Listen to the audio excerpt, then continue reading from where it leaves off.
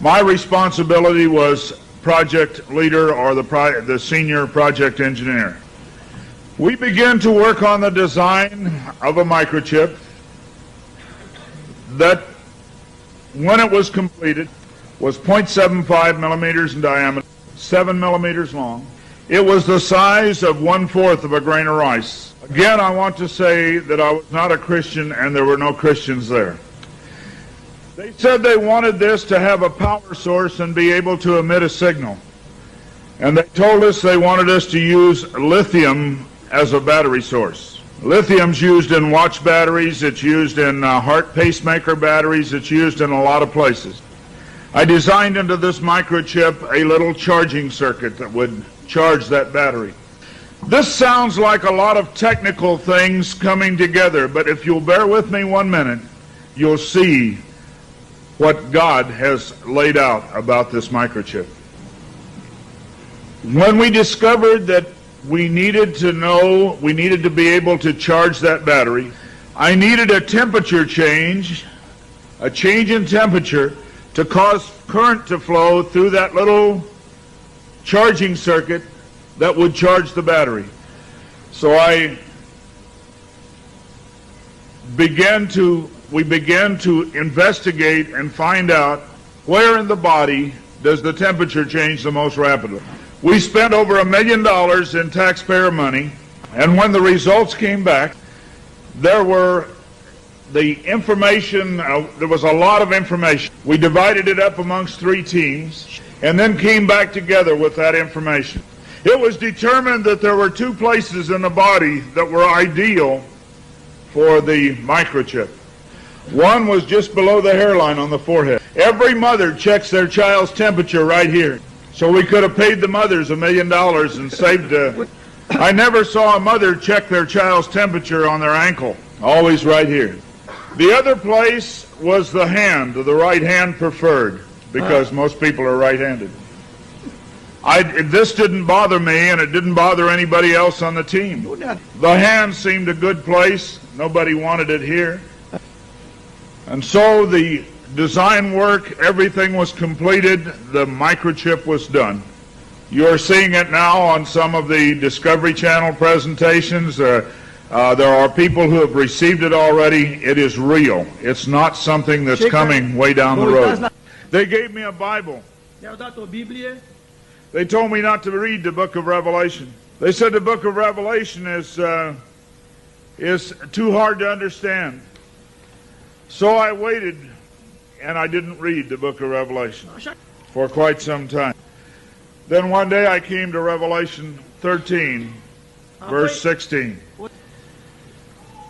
And he caused us all, both small and great, rich and poor, free and bond, to receive a mark in their right hand or in their forehead. I didn't like what I saw. I went back and looked up the word mark. I went to the Strong's Concordance, and I found that John had used 3 words for the word mark. Charagma, charicature, and charax. That was from the Greek. I looked at those words. They talked about a scratch or an etching. They talked about a lot of things. And I said, God, this isn't it. We didn't do it. He said, go to the word for 666. The word is chixastigma. In the Greek, it says to go to 4742 as a cross. The last half of the word chixastigma. And when I looked at what it says stizo, i.e. to stick, to prick, a mark incised or punched into for recognition of ownership. I thought about the little injection tool. The end of it is called an incisor. I began to weep and I began to cry, and I said, oh God, what have we done?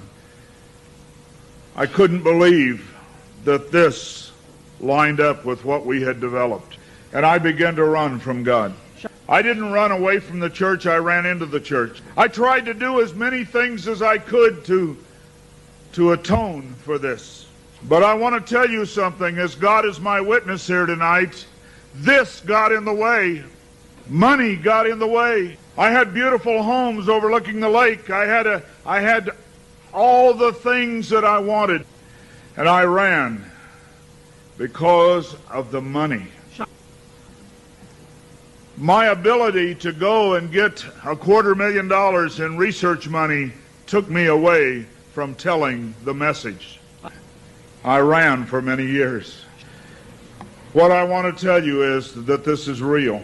The microchip implant is real. Credit cards are failing. They can be counterfeited. The new smart card can be counterfeited. They can be stolen. They can be lost. All kinds of things can happen to a card. But you cannot lose your hand. Very quickly they're going to move to this being in the hand. And I tell you, as a Christian, you cannot take this. No matter what anybody says, God's Word says you cannot take it. No matter what they try to talk you into, God's Word says don't take it. In Revelation 14, verse 9, and the third angel followed them, saying with a loud voice, if any man worship the beast in his image, and receive his mark in his forehead or in his hand, the same shall drink of the wine of the wrath of God, which is poured out without mixture into the cup of his indignation, and he shall be tormented with fire and brimstone in the presence of the holy angels and in the presence of the Lamb.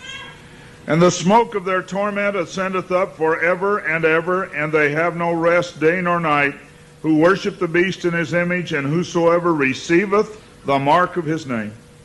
Here is the patience of the saints. Here are they that keep the commandments of God and the faith of Jesus. It's very simple. God's Word says do not take it. Today there have been over 15,000 babies that have been given the positive identification, the microchip. Many companies are using the microchip as identification in their top-level employees. The Immigration Naturalization Service has a better passport, the human hand. So many of these things are all around us. We talk about the signs of the New World Order. God has spelled out in His Word just exactly what's going on today in the New World Order. Satan desires to have a one-world government. From the time he fell, he said, I want a one-world government. He wants to replace God. And so we see a government put together by men, a one-world government. The signs of the times are all around us.